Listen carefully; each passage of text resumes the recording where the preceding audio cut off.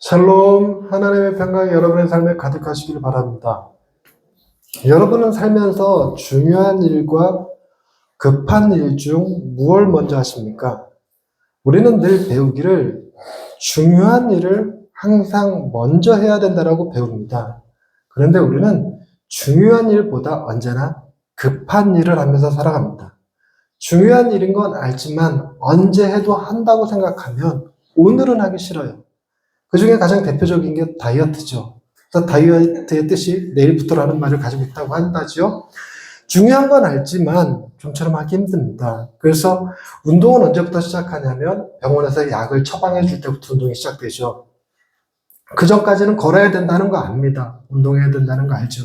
좀처럼 하기 힘들어요. 책을 읽어야 된다는 거 압니다. 그러나 골다공증, 고리, 머리가 다 비는 증세가 벌어지기 전까지 우리가 책을 잘 안 보죠. 중요한 것과 급한 일 중 늘 우리는 급한 것에 쫓겨 살아갑니다. 그러다 보니 우리는 하루 벌어 하루 살아가는 존재 같은 느낌으로 살아요. 오늘 할 일을 처리하느라 일주일을 계획하기는커녕 한 달, 두 달 일도 생각하기 힘들죠. 그만큼 우리는 쉽지 않은 삶을 살아갑니다. 그래서 우리의 삶에 늘 도움을 주는 사람들이 필요합니다. 보험을 챙겨주는 사람들, 건강을 챙겨주는 사람들.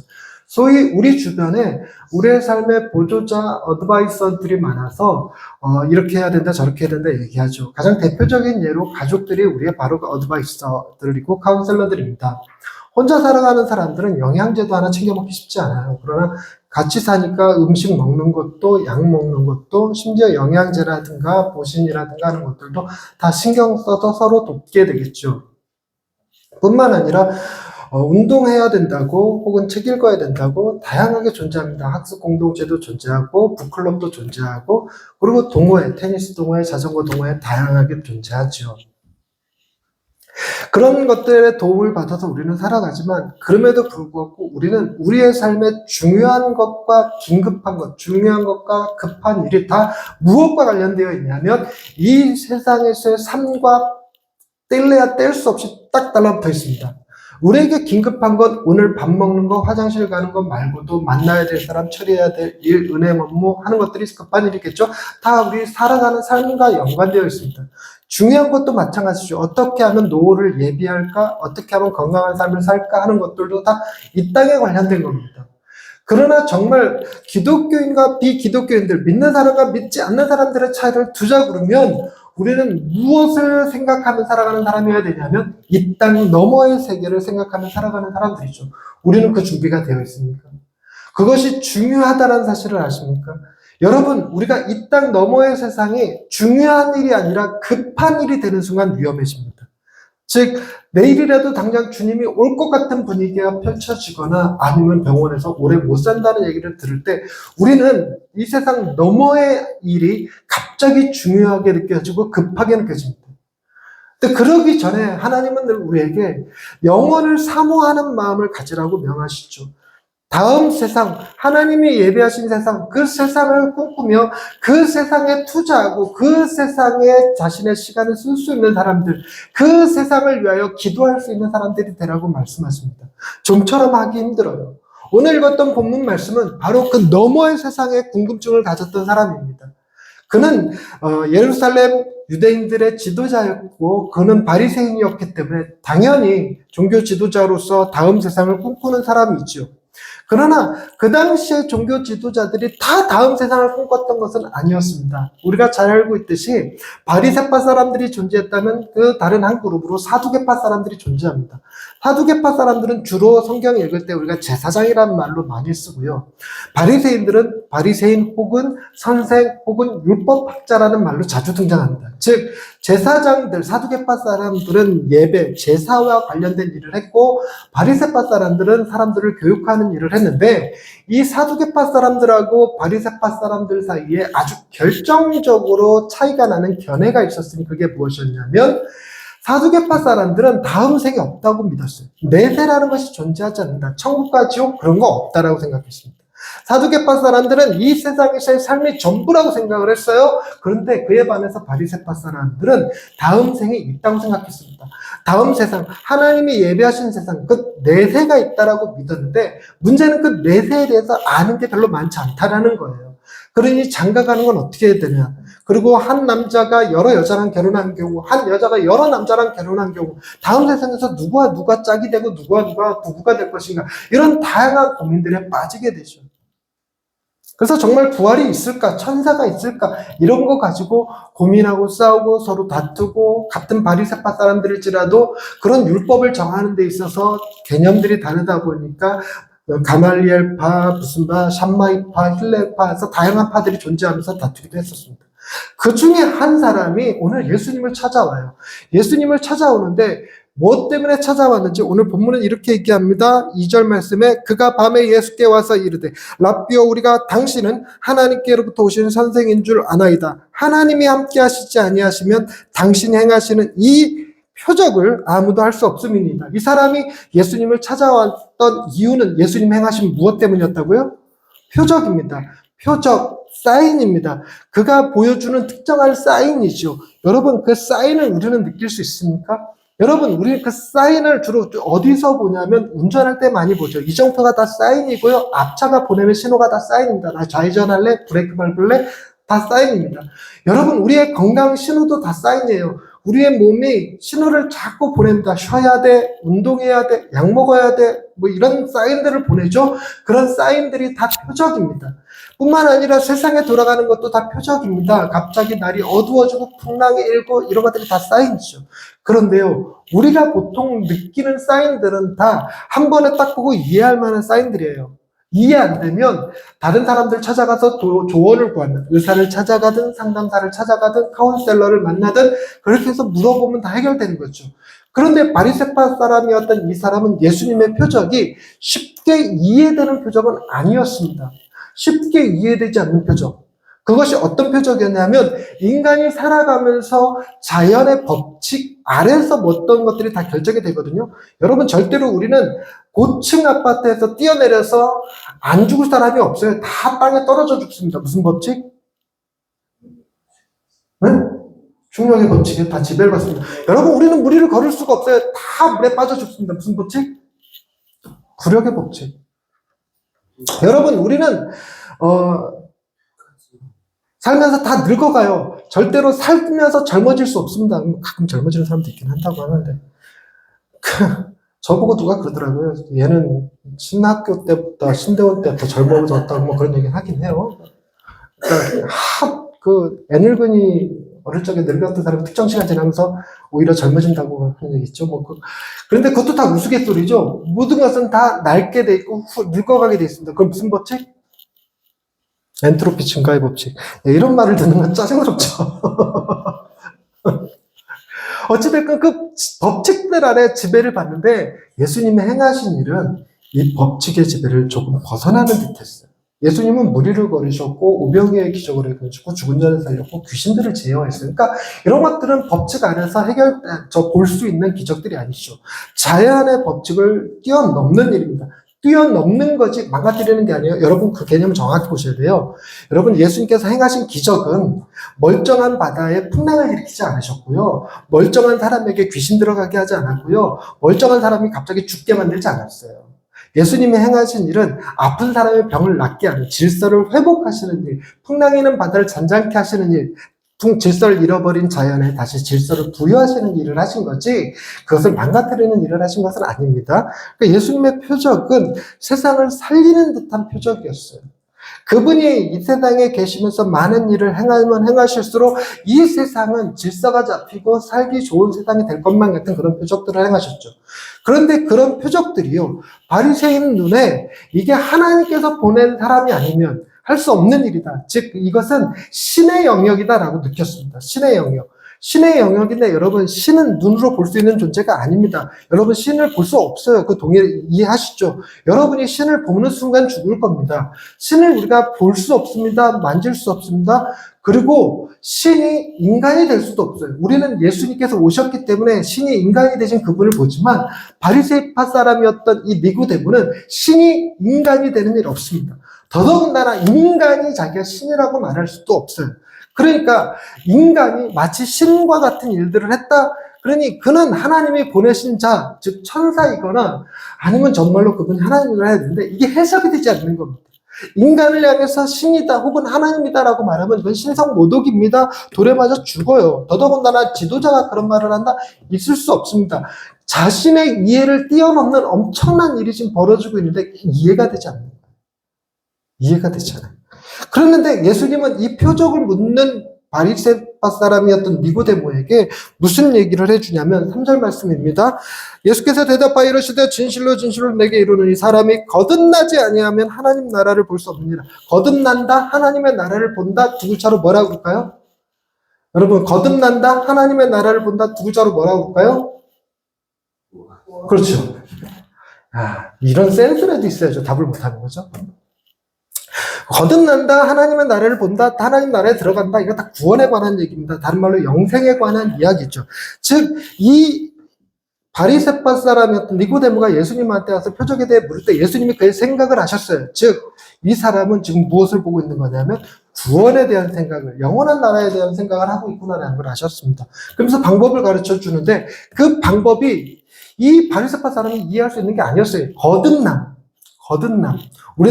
우리가 이제 쉽게 얘기하는 중생이라는 개념을 쓰는데 쉽게 얘기한 게 아니고 전문 용어로 중생이라고 쓰고 쉽게 얘기하는 게 거듭남이죠. 근데 거듭남, 다시 태어남에 대한 얘기를 하셔요. 여러분, 다시 태어난다? 이거는 법칙 아래 들어있는 겁니까? 없는 겁니까? 없습니다. 법칙 아래서는 절대로 한 사람이 두 번 태어나는 일 없어요. 우리는 환생 어쩌고 그러지만 다 그런 일은 있을 수 없습니다. 나 옛날에 나라를 구한 장군이었나 봐. 이런 얘기 하시는 분들 계시죠? 멋진 아내랑 살 때 그런 얘기 하나? 그렇죠? 네. 전생에 나라를 구했다 이런 표현 쓰잖아요. 나라 팔아먹었나 봐. 네, 이런 말이 동의가 안 되죠. 우리는 환생 같은 거 믿지 않습니다. 제가 다시 태어나면 옆 교회 사모님이랑 결혼하겠다 그랬더니 우리 아내가 다행이야, 다시 태어난 일이 없었어 얘기하던데, 우리는 그런 거 인정하지 않아요. 우리가 얘기하는 거는 물리법칙 안에서 절대로 다시 태어나는 일 없습니다. 그래서 이 니고데모도 묻죠. 어떻게 사람이 늙으면 엄마 모태에 들어갔다 나오겠습니까? 다시 태어나는 일이 가능하겠습니까? 예수님이요. 그 다음부터 하시는 모든 말씀이 알아듣기 어려운 말들을 계속적으로 반복적으로 막 던지고 계십니다. 5절 말씀, 물과 성령으로 나지 아니하면 하나님 나라에 들어서, 이것도 뭔 말입니까? 사람이 엄마 몸속에 들어갔다 나오는 거 말고 거듭난다는 것이 다른 방법이 있는데 그것은 물과 성령으로 태어나는 거야. 물과 성령으로 태어나는 거. 이거 너무 추상적이잖아요. 물도 추상적으로 들리고 성령도 추상적으로 들려요. 여러분, 예수님께서 말씀하시는 이 물이 우리가 마시는 이 물, 이걸까요? 그럴 리가 있겠습니까? 이걸 비유로 든 어떤 거죠. 그러니 성령이라는 개념도 우리가 쉽게 이해하기 어렵습니다. 오늘은 삼위일체 주일이기 때문에 하나님과 예수님과 성령님이 동시에 언급된 본문을 다루느라 이 본문을 다루니까 포커스가 명확하게 여기에 맞춰져 있어야 돼요. 여러분, 하나님이 세상을 창조하셨고 우리를 창조하셨습니다. 그런데 우리는 범죄했죠. 그래서 하나님으로부터 떠났습니다. 그 떠난 우리를 예수님이 결코 포기하지 아니하시고 이 땅에 내서 십자가의 지심으로 우리의 죄의 문제를 해결해 주셨습니다. 그러고 나서 성령님이 무엇을 해준다고 제가 지난주에 힘주어 강조했던 두 가지가 있습니다. 성령님께서 행하시는 두 가지. 제가 세미나를 지금 최근에 갔다 왔는데 그 세미나에서 그러더라고요. 목사님들 제발 그 소리 하지 마십시오. 지난주에 제가 설교한 게 뭐였나요? 목사님도 기억 못하잖아요. 근데 지금 내가 그 짓 하고 있는 거예요. 기억했으면 좋겠어요. 성령님 행하시는 일 두 가지가 있다고. 이거는 좀 외우자고 말씀드렸는데. 감사합니다. 박수. 그 성령님이 우리를 하여금 믿게 하시고 예수 그리스도와 연합하게 하시는 것. 여러분, 성령님이 믿게 하시고 연합하게 하시는 것, 그것을 오늘 두 글자로 바꾸면 뭘까요? 성령님이 믿게 하시고 연합하게 하시는 것, 오늘 표현으로 두 글자로 바꾸면 뭘까요? 세 글자로 바꿔야 되겠지. 두 글자 어려운 거니까 세 글자. 거듭남, 그렇죠. 두 글자, 중생. 네. 물과 성령으로 나지 아니하면 하나님 나라에 들어갈 수 없다 뿐만 아니라 6절 말씀도 보세요. 6으로 난 건 6이고 0으로 난 건 0이다. 이건 마치 성철 스님인가요? 그 산은 산이고 물은 물이로다 그랬던 거랑 비슷하게 들리고, 그리고 또 7절에 이런 거예요. 거듭나겠다는 말을 해놓고, 그 엄청난 말을 해놓고 놀라지 말라 이렇게 얘기해요. 그게 왜 놀라지 말라. 그 다음에 더 헷갈리죠. 바람이 부는데 어디서 오는지 성령으로 난 사람도 바로 그와 같다. 와, 어디로 가십니까? 바람 부는 대로 간다. 바람 부는 대로, 랜드로 가. 뭐, 이거 같은, 알아듣기 어려운 말들이 계속 반복적으로 나와요. 반복적으로 나와요. 그러면 결국은 이야기의 포커스가 어디로 가냐면, 13절 말씀, 하늘에서 내려온 자, 곧 인자 외에는 하늘에 올라간 자가 없느니라. 모세가 광야에서 뱀을 든 것 같이 인자도 들려야 하리니. 우리는 명확하게 지금 이 말씀의 뜻을 알아요. 이 말씀의 뜻을 우리는 압니다. 근데 니고데모는 지금 이 상황에서 이 말의 뜻을 모른다. 우리는 아는 건 뭡니까? 십자가죠, 십자가. 예수님께서 십자가를 지실 거라는 얘기예요. 결국 이 모든 표적의 핵심 방향은 어디로 가고 있냐면 십자가로 가고 있고, 그리고 그것이 곧 중생이고 거듭남이고 영생이고 구원이고 하나님의 나라고, 거기에 다 초점이 맞춰집니다. 우리는 그나마 어렴풋이라도 비슷하게나마 알지만 니고데모는 더 머리가 쥐나는 얘기입니다. 더 머리가 쥐나는 얘기입니다. 그런데 여러분, 이 니고데모가 참 대단하고 느껴지는 것이요. 여러분, 우리가 좀 니고데모를 닮았으면 좋겠다 이렇게 생각하거든요. 우리가 세상에서 살아가면서 이해할 수 없는 다양한 표적들이 있습니다. 여러분, 우리가 임마누엘 하나님 얘기하는데 하나님 우리의 삶에 함께 하셔요.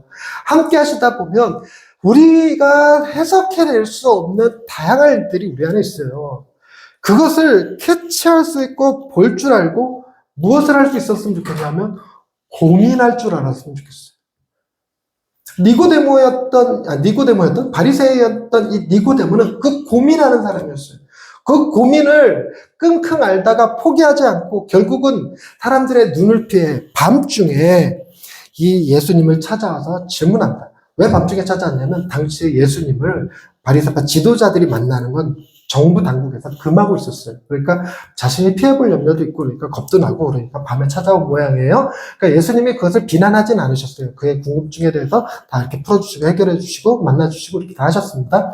근데 뭐 풀어줬다고 하기는 점점 더 어려운 얘기를 했지만, 그러나 니고데모가 받을 수 있는 얘기였을까요? 받지 못할 말이었을까요? 그거를 뭘로 판단하냐면 예수님이 받을 수 없는 말이었으면 했겠느냐는 겁니다. 지금 예수님이 니고데모에게 하신 말씀들은 니고데모가 감당할 수 있는 이야기이기 때문에 줘요. 그러나 당장은 이해 못하죠. 당장은 이해 못하는데, 여러분, 니고데모를 본받지 않은 게, 니고데모는 단순히 표정만 보고 고민했던 사람이 아니라, 표정만 보고 고민했던 게 아니라 예수님의 이 말씀을 계속 마음속에 품고 있었어요.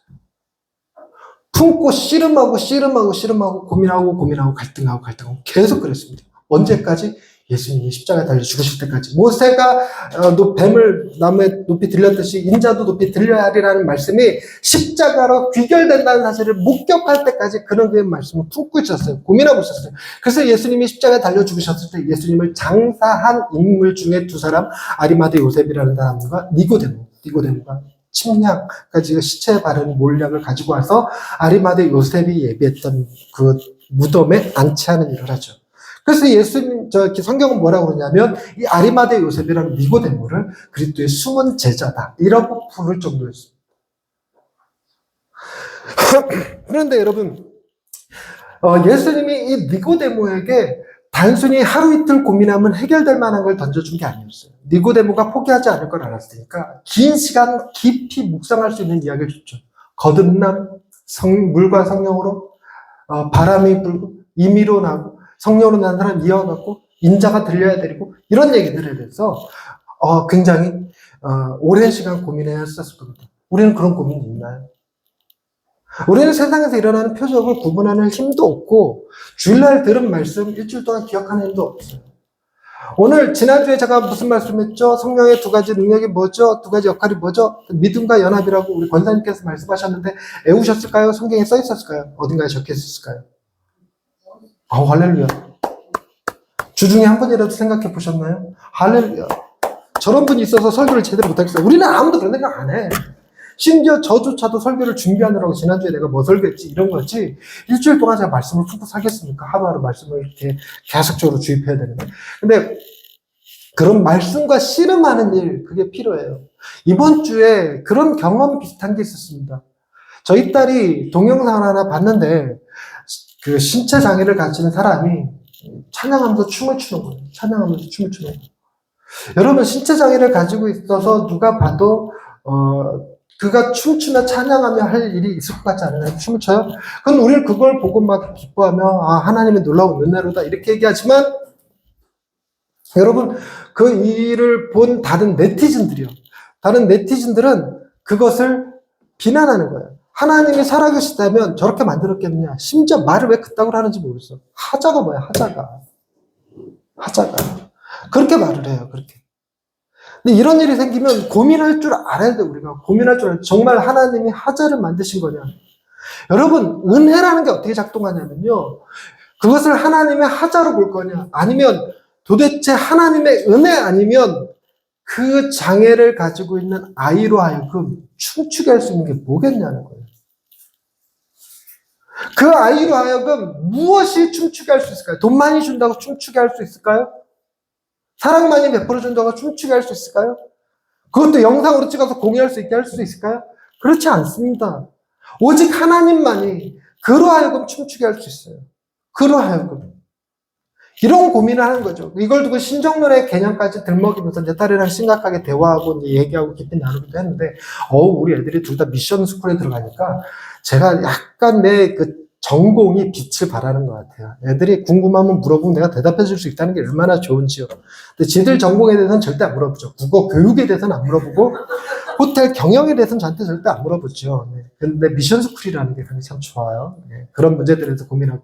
이런 거예요. 우리 삶에 일어나는 것들을 세상적 가치 기준으로 바라보고 고민하지 말고, 네티즌들과 똑같이 정말 하나님의 우리를 하자로 만들었는 이런 생각하지 말고, 하나님은요, 결코 우리의 고통을 모르시는 분이 아니고, 고통을 친히 겪으신 분이고, 그렇기 때문에 고통 가운데 있는 우리를 아시고 이해하시는 분이세요. 그러니 그 하나님의 사랑을 받을 때 우리가 춤을 출 수 있는 거죠. 하나님의 시선에서 바라볼 수 있었으면 좋겠습니다. 하나님의 시선에서. 니고데모가 거기에 성공한 거예요. 하나님의 시선으로 바라볼 수 있는 거. 즉, 이 세상에서의 삶이 전부가 아니고 구원이라는 문제가 있고, 그 구원이라는 문제를 이루게 하여 하나님께서 당신의 아들을 이 땅에 보내셔서 결국 십자가로 해결하셨다는 사실, 나중에 더 분명하게 얘기해지겠죠. 그것이 부활로 연결되어지고 성령님이 오셔서 우리에게 그 예수 그리스도를 믿게 하시고 연합하게 하시는 그 모든 일이 다 이루어지죠. 그래서 이 니고데모가 예수님께 찾아와 했던 이 이야기들 끝에 뭐가 붙어있냐면 놀라운 말이 덧붙여서 나오는데 바로 3장 16절 말씀입니다.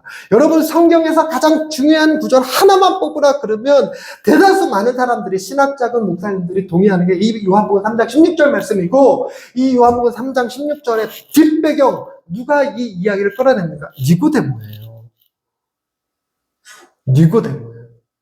니고데모가 끌어낸 이야기 보세요. 하나님이 세상을 이처럼 사랑하사 독생자를 주셨더니 이는 그를 믿는 자마다 멸망하지 않고 영생을 얻게 하려 하십니다. 그러니까 이 니고데모가 본 표적은 심판하는 표적이 아니었어요. 제가 아까도 말씀드렸지만 멀쩡한 사람 병들게 하고 평범한 바다 풍랑일게 하는 게 아니라 병든 사람 고치고 풍랑이는 바다를 잔잔케 하는, 살리는, 생명을 주는 그런 표적이었습니다. 그런 표적이니까 하나님이 세상을 사랑하신다는 것을, 그리고 세상을 사랑하셔서 그 아들 예수 그리스도를 보내셨으니 이를 믿는 자마다 멸망하지 않게 하시고, 더 나아가서 영생, 앞에서 나온 세 글자로 거듭남, 좀 더 길게 표현하면 물과 성령으로 다시 태어나는 일, 아주 간단하게 두 글자로 구원, 그 일을 행하셨다는 것입니다.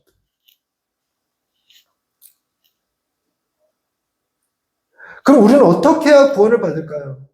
어떻게 해야 구원을 받을까요? 저조차도 세상의 표적을 구분하는 일이 쉽지가 않습니다. 내게 일어난 다양한 일들, 그것들 가운데 하나님의 손길을 찾아내는 것, 하나님께서 행하신 놀라운 일들을 기억해내는 것 쉽지 않더라고요. 저도 말씀을 연구하고 공부하고 말씀을 쉐어링하면서 많은 목사님들과 함께 고민하는 사람이지만 니고데모처럼 이렇게 마음에 품고 명확하게 그 뜻을 이뤄내서 그리스도의 숨은 제자다라는 말을 들을 정도까지 쉽진 않아요. 어떻게 우리가 구원을 받습니까? 우리가 믿을 수 있는 건, 우리가 기댈 수 있는 건 하나죠. 우리는 하지 못합니다. 우리는 하지 못해요. 우리는 늘 언제나 뭐에 쫓겨 사냐면 이 세상에서의 삶의 중요성과 이 세상의 삶에 오늘 닥친 긴급한 일에만 우리의 시선과 생각이 다 뺏겨서 살아갑니다. 집에 들어갈 때 애한테 전화가 와요. 엄마 분위기가 심상치 않아. 그럼 세상에서 제일 중요하고 제일 긴급한 게 무엇입니까? 집에 들어서 아내 눈치 보는 거죠. 뭘 사갖고 들어가야 되나. 고민 무지하게 합니다. 내가 뭘 잘못을 했던가. 내가 집을 어떻게 해놓고 나왔었지? 진짜 그게 제일 중요한 고민이 되죠. 구원의 문제 싹 달아나 버립니다. 당장 내일 갚아야 될 만기어음이 돌아온다. 만기어음 얘기하니까 공감이 되지 않죠. 우리한테 만기어음은 없으니까. 근데 저 같은 경우는 월세죠, 월세. 월세, 당장 월세 내야 되는데 돈이 부족해. 그러면 구원이고 뭐가 없어요. 좀 말이 심하게 가면 그런 표현도 돼요. 뭐냐면, 주일날 성도 기다리고, 아니요, 주일날 하나님 성령이 기다린 게 아니죠. 성도 기다리죠. 어떤 성도? 11조 성도 기다리죠. 그 성도가 와야 십조 월세가 해결되니까. 그 정도로 목사도 현실에 밖에 살아야 돼요. 우리가 어떻게 구원을 받아요? 우리는 이 세상에 급한 일에 쫓겨서 구원 못 받습니다. 제가 치통 걸려봐서 아는데요. 이런 말이 있어요. 치통 걸린 사람은 철학자가 될 수 없다. 저도 치통에 걸리니까 설교 준비가 안 돼요. 책이 안 읽어집니다. 너무 힘들어요. 너무 짜증나요. 그럼 우리가 어떻게 영원한 삶에 대해서, 영생에 대해서 고민하겠습니까? 얼마나 심각하게 고민해서 밤늦게 만나서는 안 되는 예수님한테 찾아가지 않는 니고데모 넘사벽의 사람이죠. 넘사벽. 그런 사람들이 있을 수 있겠죠. 뭐 만에 하나 천에 하나 있을 수는 있겠죠. 그러나 우리 주변에서 보기 힘들고 일단 누구는 아니야? 나는 아니야. 나는 아니야. 그런데 오늘 본문 말씀이 우리에게 주는 위로가 무엇이냐면, 여러분, 니고데모가 깨달아서 구원받았다는 뜻으로 귀결될까요? 절대로 그렇지 않습니다. 물론 니고데모는 깨달았어요. 그래서 그를 숨은 제자라고 부릅니다. 그러나 숨은 제자가 됐다고 해서 구원받은 건가요? 아니에요. 말씀해 주죠. 니고데모도 뭘 깨닫냐면 내 힘으로 구원받는 게 아니구나. 내가 이 세상에 처음 태어나는 것도 내 의지대로 된 것이 아닌데 주님이 구원의 문제를, 영생의 문제를 중생, 거듭남으로 표현한 것 자체가 내 의지가 포함된 게 아니에요. 물과 성령으로 거듭나야 된다? 여러분, 물과 성령으로 거듭난다의 말의 뜻이 뭔지는 모르지만 내가 하는 일이 아니라 누가 하는 일이다? 물과 성령이 하는 일이다. 그리고 거기에 필요한 대가가 지불이 있죠. 여러분, 애를 낳는 해산의 고통이라는 게 있습니다. 그 해산의 고통은 아기가 갖습니까? 아니죠. 엄마가 가져요. 엄마가. 우리를 구원하는 일에 있어서 그 해산의 고통을 누가 겪으신다는 얘기예요? 예수 그리스도 그분이 겪으신다는 얘기예요. 예수 그리스도 그분이 모세가 놋뱀을 높이 든 것처럼 인자도 들려야 하리라. 예수님이 십자가에서 그 고통을 겪으시는 거예요. 우리에게 맡겨두신 것이 아니라 그분이 책임지신다는 겁니다. 그게 위로입니다. 우리가 지금 시급한 일에, 이 세상에서의 중요한 일에 우리의 시선을 빼앗겨서 살아갈지라도 다행인 것은, 감사한 것은 주님은 결코 우리에게 있어서 가장 중요한 것을 놓치지 않으시는 분이라는 겁니다. 그리고 그걸 우리에게 주셔요. 그리고 우리를 멸망하지 않게 하시고 우리를 영생에 이르게 하십니다. 왜요? 16절 처음에 이렇게 써있죠. 하나님이 세상을 이처럼 사랑했기 때문입니다. 세상이란 말에 누가 들어갈까요? 우리, 나, 자기 이름. 하나님이 재혼을 이처럼 사랑하시다. 우리의 구원은 하나님이 나를 사랑하시기에 가능한 일이었고 해결된 일이었고 완성된 일입니다. 하나님은 여러분을 사랑하십니다. 기도하십시다. 하나님, 니고데모와 같이 우리는 묵상하는 힘이 부족합니다. 세상에 일어나는 일들을 분별하는 힘도 부족합니다. 우리는 그리스도의 숨은 제자라는 말 듣기조차 민망하고 부담스러운 존재들입니다. 그런 우리가 어찌 구원을 얻을 수 있습니까? 우리의 구원이 우리의 손에 달린 것이 아니라 하나님께 있음을 기억합니다. 하나님께서 우리를 너무너무 사랑하셔서 우리를 구원하시려고 그리스도를 이 땅에 보내셨고 십자가를 지게 하셨고 물과 성령으로 우리를 거듭나게 하시고 주께 연합되게 하셔서 하나님의 자녀로 하나님의 나라에 들어갈 자로 하나님을 예배하며 살아갈 수 있는 자로 세워주셨음을 감사합니다. 이 은혜 잊지 아니하고 날마다 하나님의 사랑 안에 거하는 우리 모두가 되게 하옵소서. 예수님의 이름으로 기도드립니다. 아멘.